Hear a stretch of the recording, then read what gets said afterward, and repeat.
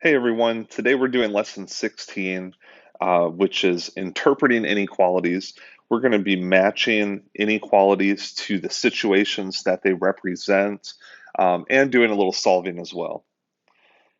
For the first part here, we have two inequalities to solve. Um, I would like you to go ahead and solve them first and make sure to remember how this is slightly different from equations. So we solve them in exactly the same way as we would an equation. The difference is if we ever, in our solving, multiply or divide by a negative number, the inequality symbol reverses direction. So please pay close attention to that so that you can give the correct answer. All right, so for the first one, after you solved that and did like an equation, did the inverse operation, so you subtracted 21 from both sides, divided both sides by 8, and then what you should have been left with is, since we didn't multiply or divide by any negative numbers, the inequality symbol stays as less than or equal to, so x is less than or equal to 4. Then for the other one, here we're dealing with something that could be distributed, so you could have multiplied 7 times both the quantities here in parentheses, or I like to just get rid of that times 7 first and divide both sides by 7. So what I would have done is divide this by 7 and then rewritten it as 8 and just one group of 7 minus x. Okay, now this one gets a little tricky. So we need to get rid of the 7, but this is not minus 7. This is 7 minus x. We're subtracting the x here. So we can't just say plus 7 to each side and have that work out. What we need to do is turn this into an addition problem. Instead of subtracting x, let's add negative x. That'll give us the same result. And now that we are using addition, we can get rid of this 7. So instead of adding 7 on this side, we're going to subtract 7. That leaves us with 1 and a negative x.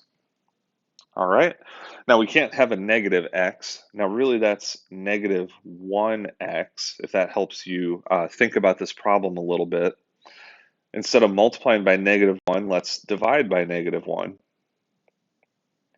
And that will that'll get our x isolated here. That will turn this into 1 divided by negative 1, so just negative 1. And here we just divided by a negative number. That's why it's so important to follow these steps. So that's going to reverse our inequality symbol. So that's going to be right there. Negative 1 is greater than x. Okay, now the big part of today's lesson is looking at a situation and identifying the inequality that represents it. So let's look at the first one here. It says the garden club is planting fruit trees in their school's garden. There is one large tree that needs 5 pounds of fertilizer. The rest are newly planted trees that need 1/2 pound fertilizer each. Okay, that's all the information that it gives us. So let's go back, let's find the key information here. And so we're told that one large tree needs 5 pounds. The rest are newly planted trees. The rest, meaning more than one, need a 1/2 pound of fertilizer each.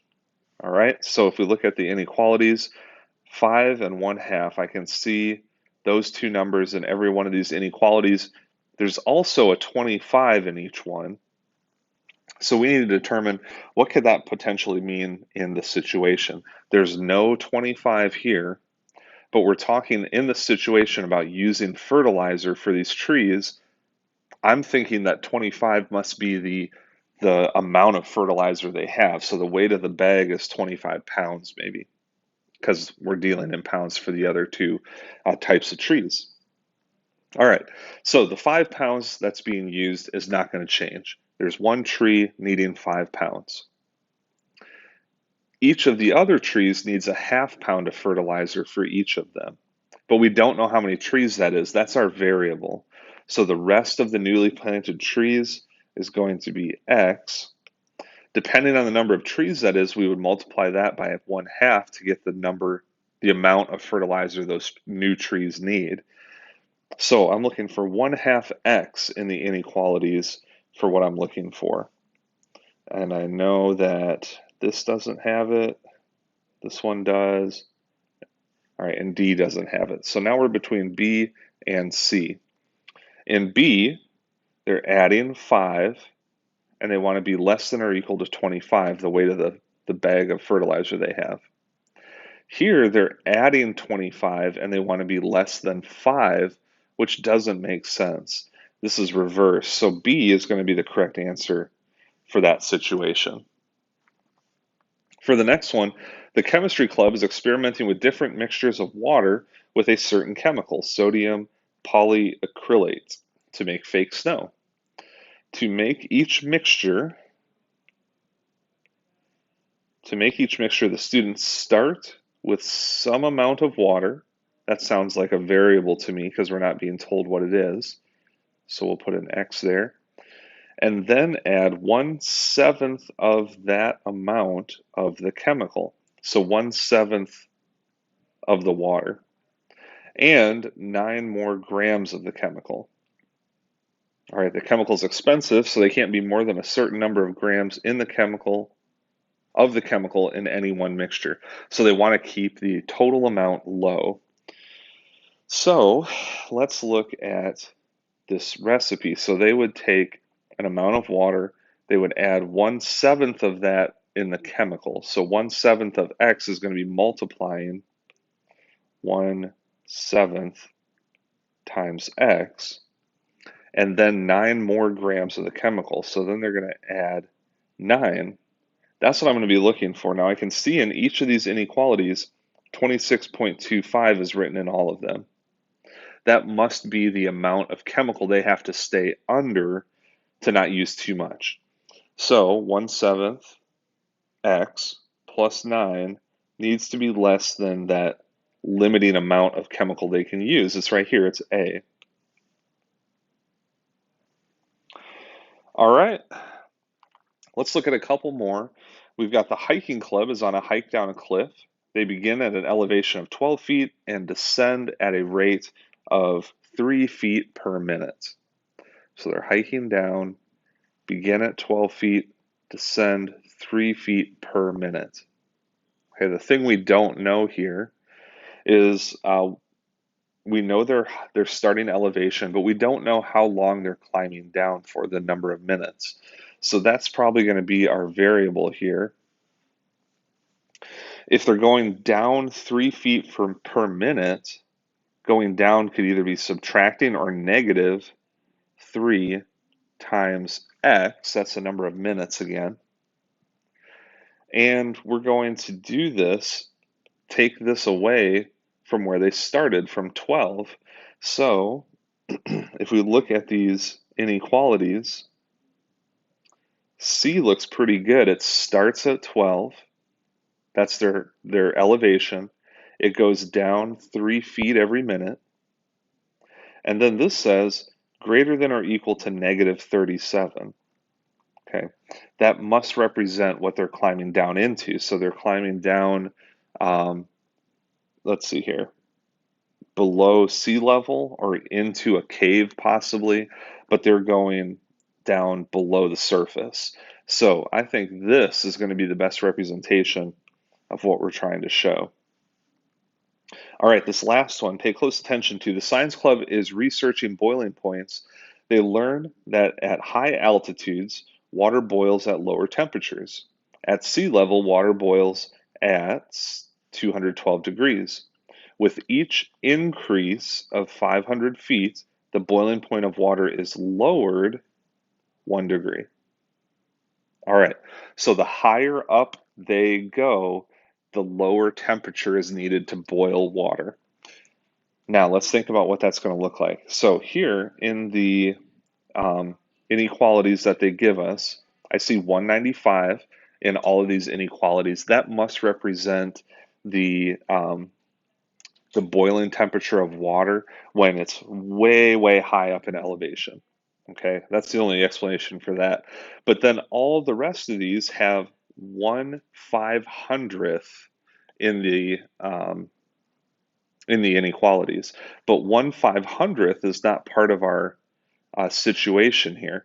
500 is, and 1 is. So let's think about where that came from. If we had this is a ratio, really. An increase of 500 feet means a lowered temperature of 1. So if I had 500 compared to 1, that's 500 feet to 1 degree. This is not a unit rate. Well, it could be a unit rate. It's how many feet of elevation has to change to get 1 degree of change. I could also look at this as a unit rate for 1 foot. So in 1 foot's change, how much of a degree is going to change? It's going to be a very, very small amount. And it's actually 500 divided by 1. Remember that y divided by x that we would always do to find that unit rate, that constant of proportionality. So 500 divided by, um, not 500 divided by 1 divided by 500. 1/500th of a degree. So you go up 1 foot, the temperature drops 1/500th of a degree, which is super small, but it is going to be a part of our inequalities here. So if we don't know the elevation change, which is going to be E here in our situation, then we're going to take, in all these inequalities, we're showing a temperature change. So they're starting with the boiling point of water, and that boiling point is going to go down as we climb higher. So A and D start with 212. That looks good. That's starting with that point and then subtracting or reducing the temperature. But if we do this one here, we're subtracting, let's say the elevation increases 1 foot. That means we would reduce the temperature 195 degrees. That doesn't make sense. We just said if you increase 1 foot, the temperature drops 1/500th of a degree. So let's go back to A here. If we take our boiling point of water, we go up 1 foot, it's going to drop 1/500th of a degree. And then we want to see what elevation we'd have to get get a boiling temperature less than 195. A is a good representation of that. Okay, on to the back. This is just strictly reviewing what we have already talked about. It's breaking apart a little bit more what each of the elements of that inequality are. So it gives a situation. Andre is making paper cranes to decorate for a party. He plans to make 1 large paper crane for a centerpiece and several smaller paper cranes to put around the table. It takes Andre 10 minutes to make the centerpiece and 3 minutes to make each small crane. He will only have 30 minutes to make the paper cranes once he gets home. Andre wrote the inequality 3x plus 10 is less than 30 to plan his time. So looking at that inequality, we're going to find these 4 elements of the inequality and write out what they represent. All right, go ahead and do that, then check back with the video. Okay, so X is going to be the unknown amount, the unknown thing here in the situation, and X is going to be the number of cranes, and that's the small cranes that he can make. So small cranes. 3x takes the number from the situation here. It said each of those small cranes takes 3 minutes to make. So this is the time Sorry, my writing is pretty messy. I hurt my thumb. The time to make a crane, a small crane.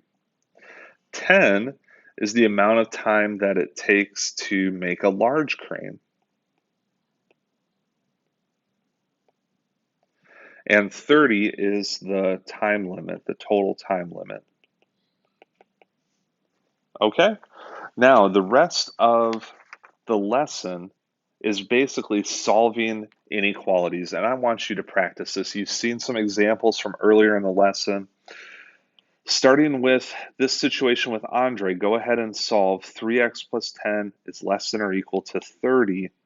And please remember, when you multiply or divide by a negative number, you reverse the inequality symbol in your answer. Otherwise, all the solving is the same as solving equations. Go ahead and practice that. Check for the answer key at the end of the video, and everybody have a great day.